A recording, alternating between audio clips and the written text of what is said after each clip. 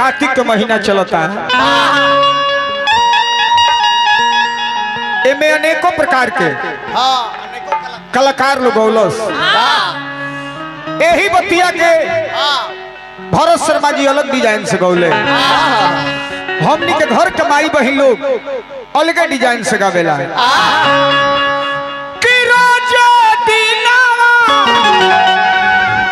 अरे उगला सूरज मल होते भिनु हो सा,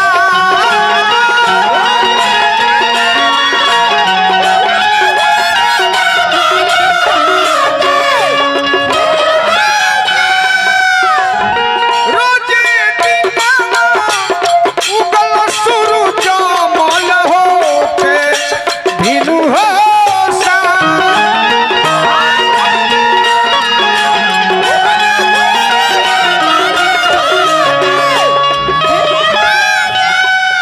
रोज दिनवा उगला सूरज मल हो तो भिनु हो सार।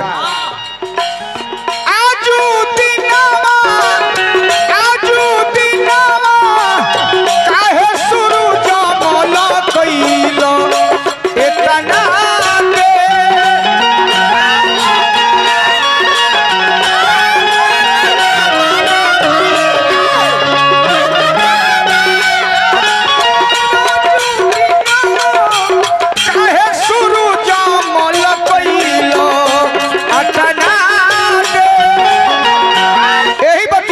शर्मा गौले। कार्तिक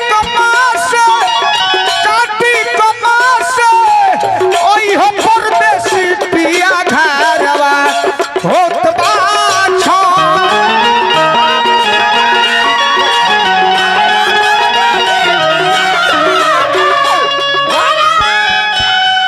जय हनुमान पान दुकान आंगर रोड टेरी घाट सिवान की ओर से पुरस्कार आई, बार बार प्रणाम बा। रोजे 21 रुपए का पुरस्कार दिल बनी, देखा तने सिटी रोको भैया। कार्तिक मास ओई हो परदेसी पिया घरवा होत बाछो।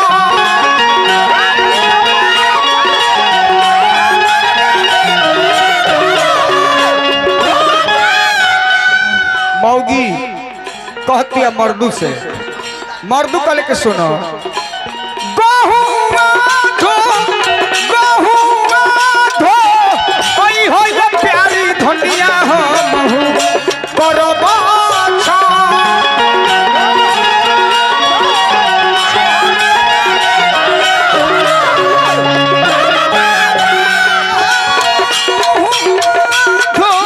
ओई हो ये प्यारी धनिया हो महू करबा छा।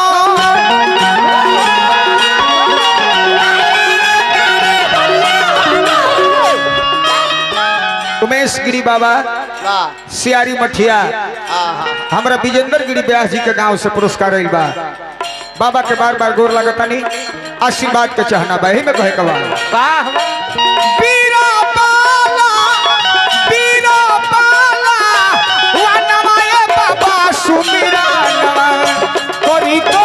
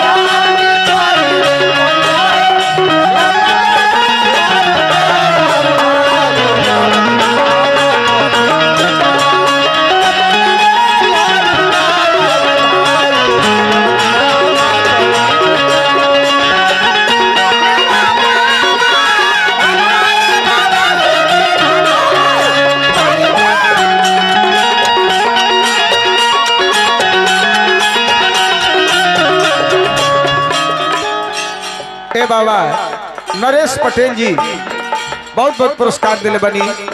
नरेश पटेल जी के बार बार प्रणाम बा। कहे के भाव बा अष्ट सिद्धि नवनिधि के दाता अष्ट सिद्धि निधि के दाता असबर दिहली हो जानकी माता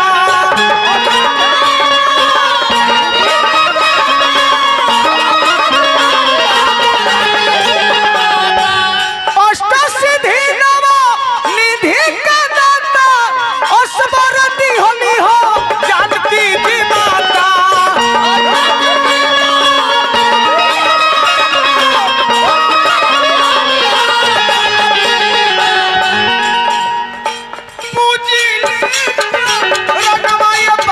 सुमिरा नवा करी तो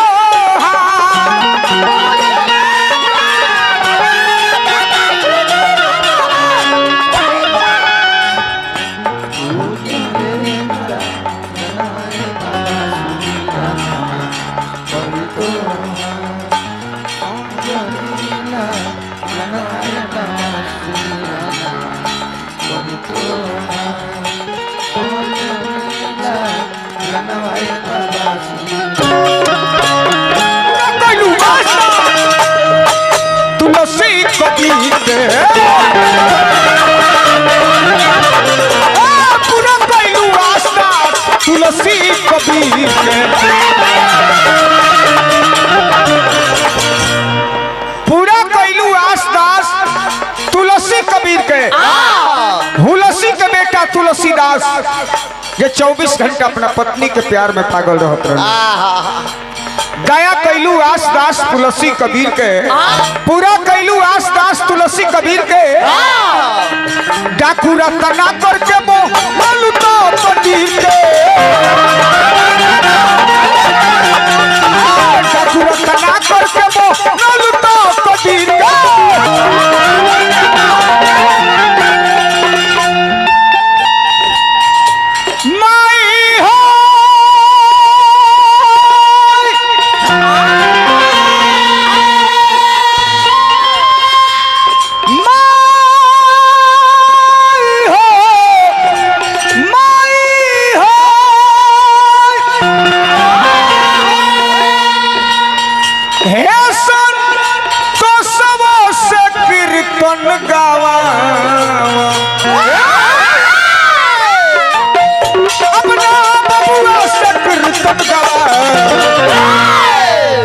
के कोनो गौनिहार ना हो एकरा देह में न जान बा न परान बा बिना परान जान के लइका तेरा चरण में हाजिर बा कहो संत सब से कीर्तन गवा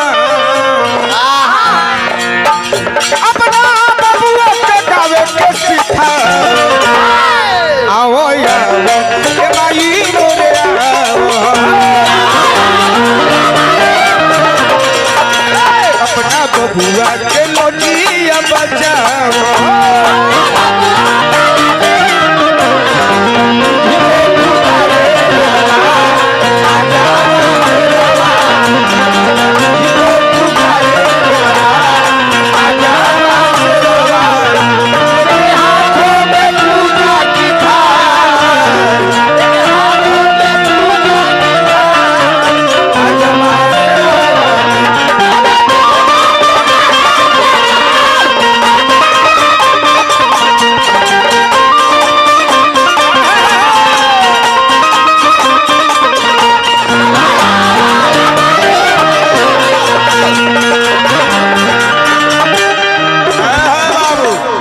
परमेश्वर गिरी बाबा 100 रुपए का पुरस्कार दिले बनी बार बार प्रणाम बा। एगो बात पर ध्यान दे एगो माई के श्राद्ध में हमनी के उपस्थित भइल बनी जब माता किसे कहते हैं किसे अपने बच्चे को हर सुख देती है माँ माई के अगर आकाश से तारा तुर के लिया के अगर अपना बेटा के दे देवे कर रही माई आकाश से तारा भी तुर के लिया के अपना बबुआ के दे दी होती अपने बच्चे को हर सुख देती है माँ अपने बच्चे की हर बलैया लेती है माँ पूजना है तो उस भगवान को क्यों पूजना है तो उस भगवान को क्यों इस माँ को पूजो क्योंकि भगवान को भी जन्म देती है माँ।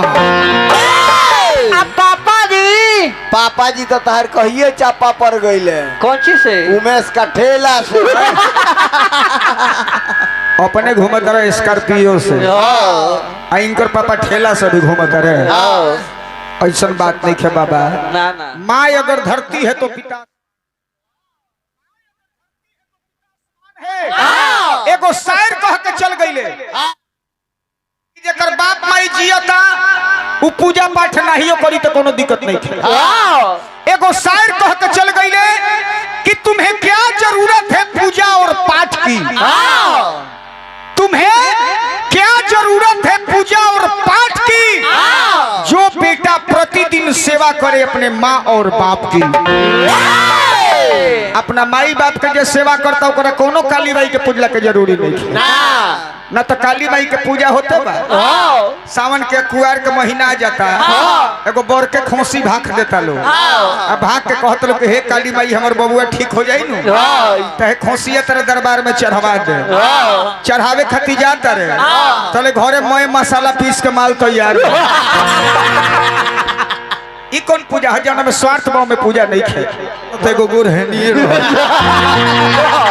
आइए जाता गो, आइए जाता मैं आज का करबो।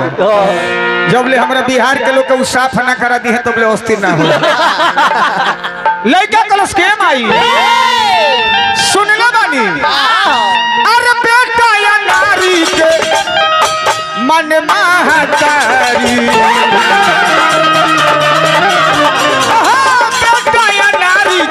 मन महाकारी।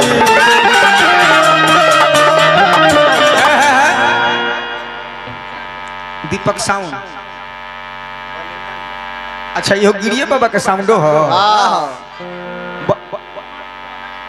अच्छा दिले बन दीपक साउंड बलिंदर गिरी बाबा की ओर से पुरस्कार में भाई तहर साटा खूब चले। दीपक भाई के जोरा नहीं तार साउंड बहुत अच्छा बा। खरवासों में एको दिन मत बैठो, आतना ना साटा चले कि कहियो तू अपना घर के मुंह मत देखो। ए महाराज तो उनका मेहरारू रार मुंह देख जी हैं काहे हमरा मुंह से कोनो खराब तहार मुंह बा। तोहरे मुंह देखनी है तो कोनो दिक्कत थोड़े बा। तोहरे मुंह देख के काम चलावस और उनकर मरद रह जहां तहां एकदम स्पीकर बांधत घूमल फिरस। कहे के भाव बाबू लइका कलश की माई, अरे बेटा या नारी के मन महतारी, बेटा या नारी के मन महतारी। रह जा हाँ जितेंद्र भाई के गाना होई स्मरणवा हो जाओ, बेचारा स्वर्ग में गई उनकर गीत ना हुई तो केकर होई। बन रही जितेंद्र लंगर व्यास जी बहुत लयदार आदमी रहनी है। ये भोजपुरी जगत के शान डल है, भैया के आत्मा के शांति मिले। बेटा नारी के तू ही महतारी कि तहर के छोड़ जाई ककरा दुआरी, तोहर के छोड़ जाई ककरा दुआरी। हे माई माई हो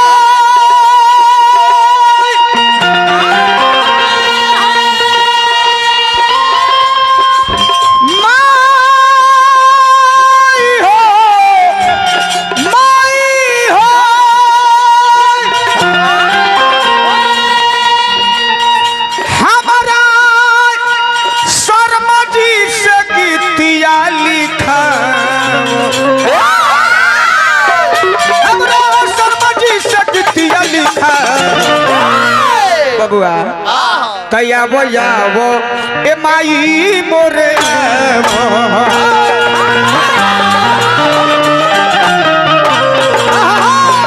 आवो यावो ए माई मोरे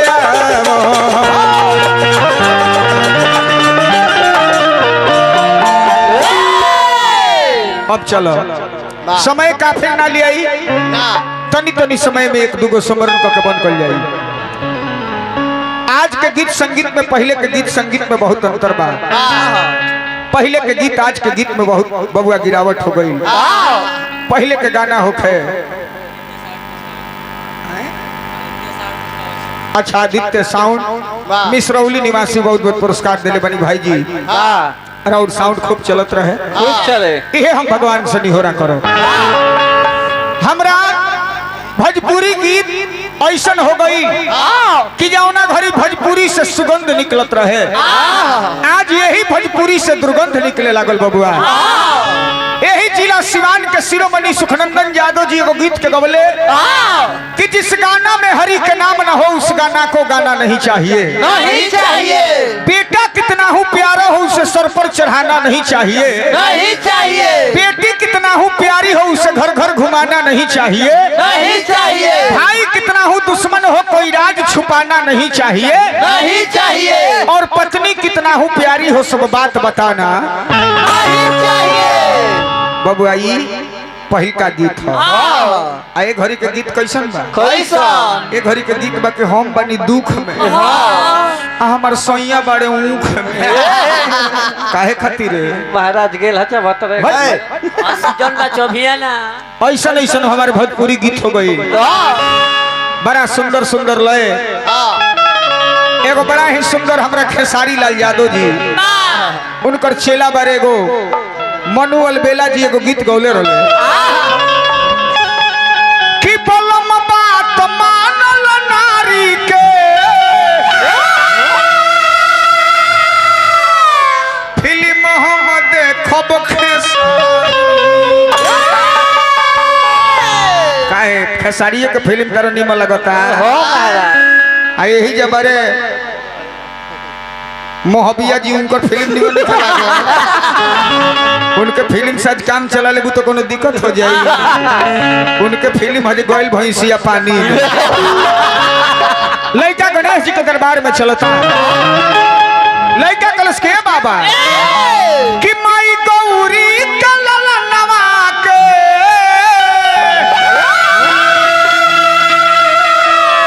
सुमिरन में बोलाई कि माई गौरी कलल नवा के सुमिरन में बोलाई।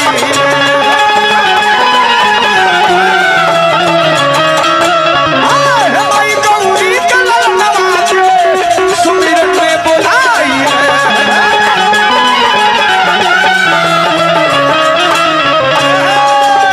ए बाबा कि होई मंगले सये बाबा तोहरी निकले सये बाबा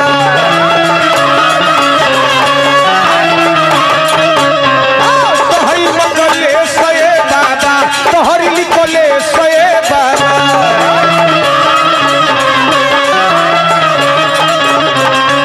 होई मंगलेश ए बाबा हर निकलेश ए बाबा रिधि सीधी का सजनमा की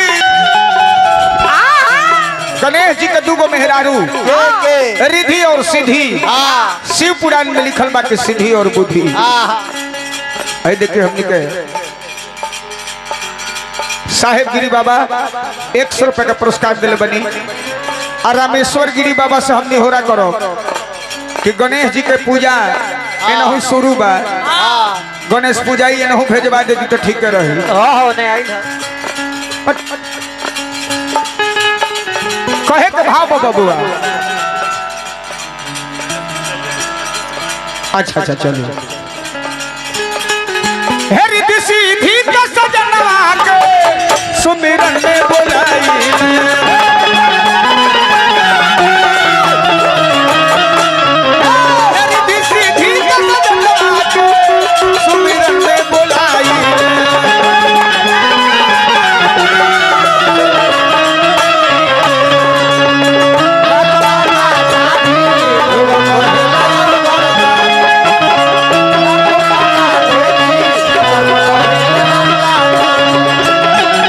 Yeah.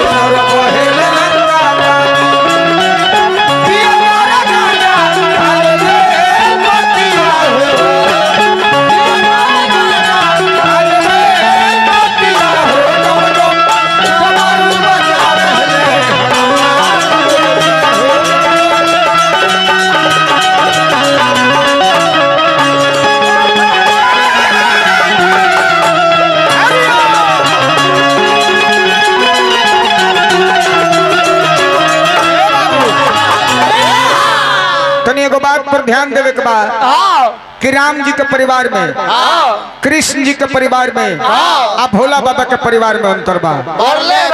राम जी के पूजा होला, उनकर बाबूजी दशरथ जी के पूजा केहू ना करे। भगवान कन्हैया के पूजा होला, उनकर बाबूजी वासुदेव जी के पूजा केहू ना करे। बाकी शंकर जी के परिवार देखी कितना सुंदर बा। भगवान गणेश पूजा ले, उनकर बाबूजी भोलेनाथ के पूजा होला, उनकर माई पार्वती के पूजा होला, उनकर लड़का शुभ लाभ के पूजा होला, वहाँ के मेहरारू रिधि सिद्धि के पूजा होला, वहाँ के भाई कार्तिक जी के पूजा होला, वहाँ के भौजाई छठी माई के पूजा होला। यहाँ तक कि गणेश जी के बेटी जेकर नाम है संतोषी माता, उनको पूजा। यही परिवार में एक दू जना बारे जिनकर पूजा ना हो काहे अब पूजे लायक हो तब न पूजे है। वही में बारे भौमासुर, अंधकासुर, जलंधर जेकर पूजा केहू ना करेला बबुआ। अच्छा, प्रमादरणीय हमारे बड़े भाई डॉक्टर जे.के. सिंह जी टेढ़ी घाट के माध्यम से पुरस्कार दिले बनी।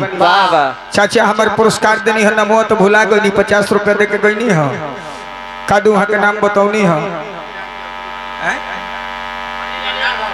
हरिलाल चौधरी जी के माध्यम से 51 रुपए का पुरस्कार। अपन नाम बता दी।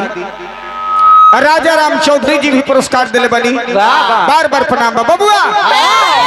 गणेश जी के जन रूप बा उ कुरूप बा। गणेश जी के शरीरिया में ढंगा बा, हाथी के सुर बा, सुपनी और कान बा, पेट बुझाला कि आंगनबाड़ी के तसला हो। बाकी काम कैसन होला? घीओ से चिकन होला। ऐसे कहे के बाकी बाबा एक दंत दयावंत चार भुजा धारी मुसबे के करो बाबा हुरे सवारी।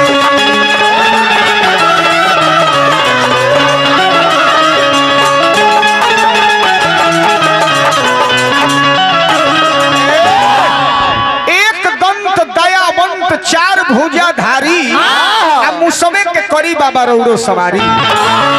एक दंत दयावंत चार भुजा धारी मुसबे के शोभे बाबा तोहरो सवारी।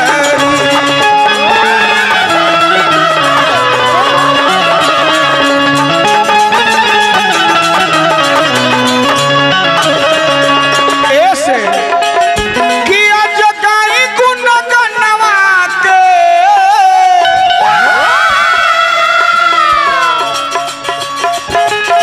आज पूजन चरणवा के सुमिरन में बोलाई।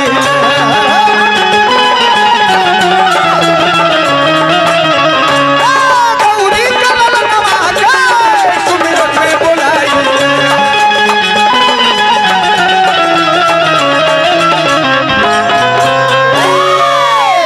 एगो लास्ट माई के पचरा सुनावल जाई, एक बाद सुमरन समाप्त कल जाई। रात भर सुमरन कैला के जरूरी नहीं है। अब तनी सगो भोजपुरिया पचरा सुनावल जाई, एक बाद बबुआ हमनी के समय समाप्त हो जाई। जकरा जकरा दूगो हाथ बा तनी थावे वाली माई के नाम पर उठा दी सब एक बेर। जकरा एगो होई अपन को गोर उठा दी। तोरा गोर हाथ ना बुझाला जे गोर अलगे हो हाथ अलगे हो।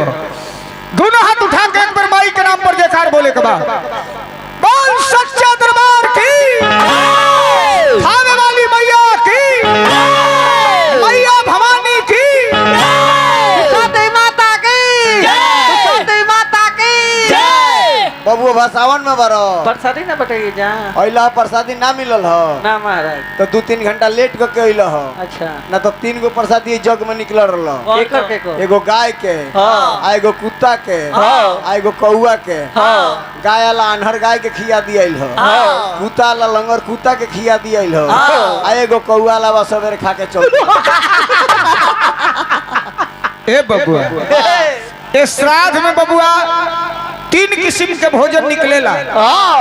गाय के, कुत्ता के आ कौआ के ई प्रसाद सबका ना भेटाओ ई प्रसाद ओही लोग खातिर श्राद्ध एगो ऐसा संस्कार हो जौना में बहुत किस्म के में विधि बा बबुआ अबे बाबा के देखनी जाए सब लोग गीत खाना पीना हो गई तो बाबा वो खाना के लेके अब चलनी ओ आत्मा यानी ओ पूर्णिया खातिर लेके तो हमरा भोजपुरी जगत में सनातन धर्म में अनेकों कर्म बा कहे के भाव बा कैसे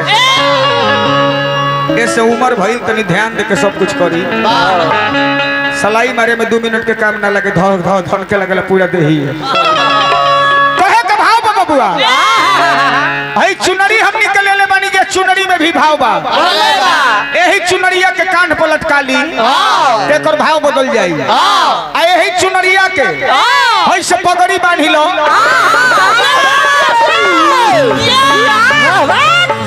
जहाँ पगड़ी बनल बौरा बेटा के भाव हो जाए लोग कहे बबू कम बत्ती है माई के बौरा हवा बेटा है एक मुठा अगरबत्ती ले लेबा मुँह में खोस के आगे बढ़ी जाए तो पगड़ी बांध ले तो भाव बदल जाए यही चुनरिया के करे के एगो होइसे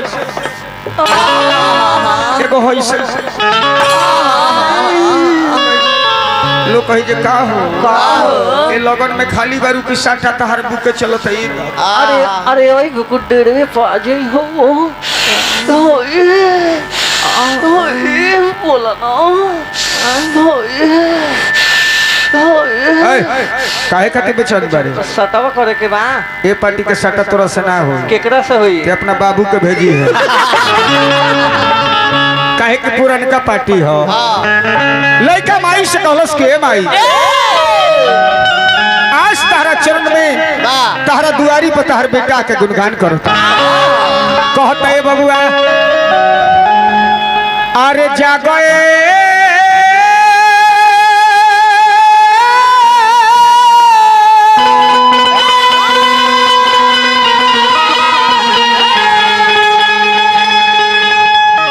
अरे जागए शीतल मैया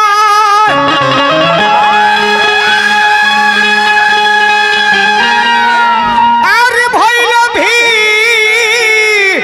नुसरिया हो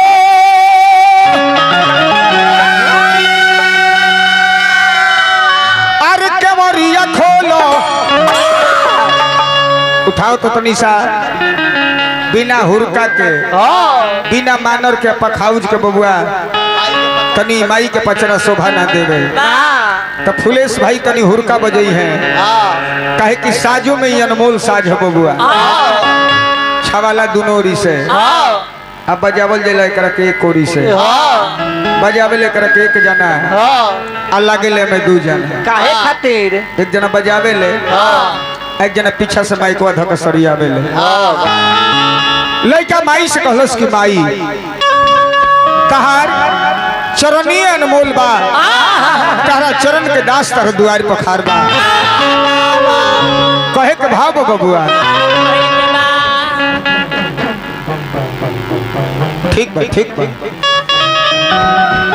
लड़का कहलस कि माई अरे जागए शीतल मैया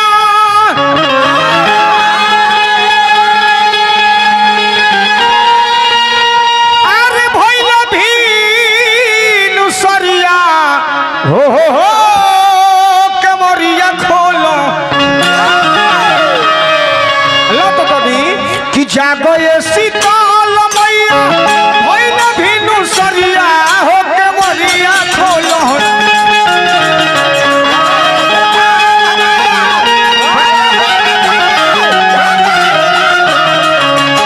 जागो ये शीतल मैया भइल भिनु सरिया हो कमरिया खोलो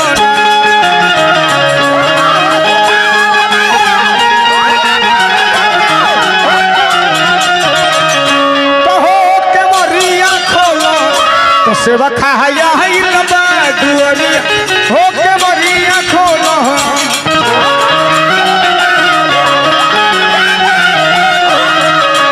सेवा खाया है लबा दुआरिया हो के मरिया खोलो ना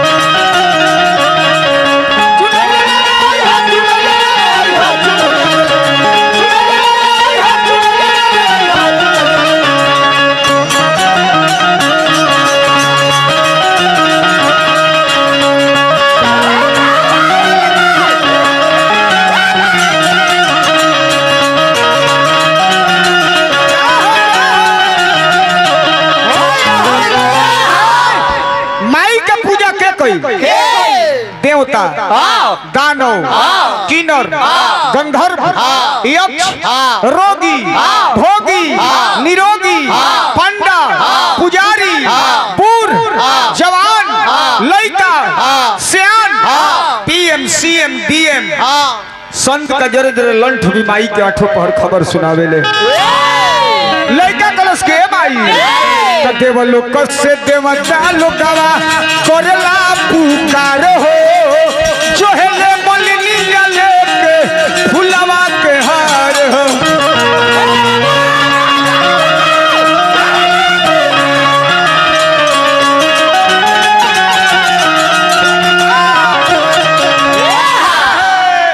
यही में मेहियों की भाव जंत्र कैसे चल जेब छपरा जिला में यही हुरकावा पर कैसे नाचिलो तो देव लोक से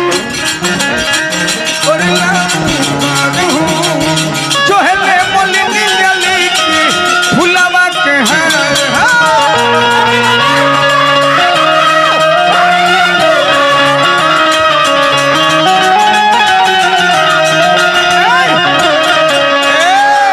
बबुआई तो मैं ही अक्की हो यही में मोटकी में चलबे ई कहाँ चलबो आजमगढ़ बिरहिया भाई लोग फार बजा के कमर झाल बजावेला बेस या कमर हिलावेला हुस बेस ऐसे ए जगह आई लोग कैसे कि देव लोक से देवता करला पुकार हो, जो है ले मलिनी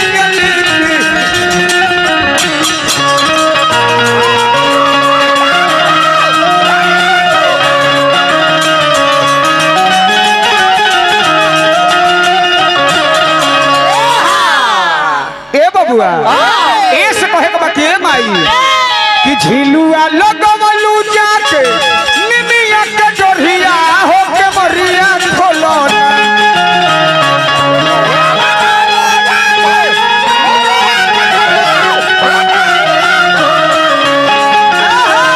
झिलुआ लगवलू जाके निमिया के डोरिया हो के मरिया खोलो ना।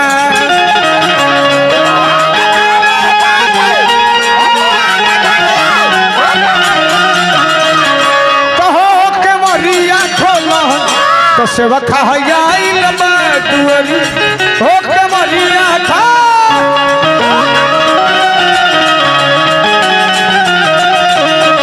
तो सेवा खाइल दुआरिया हो के मरिया खोलो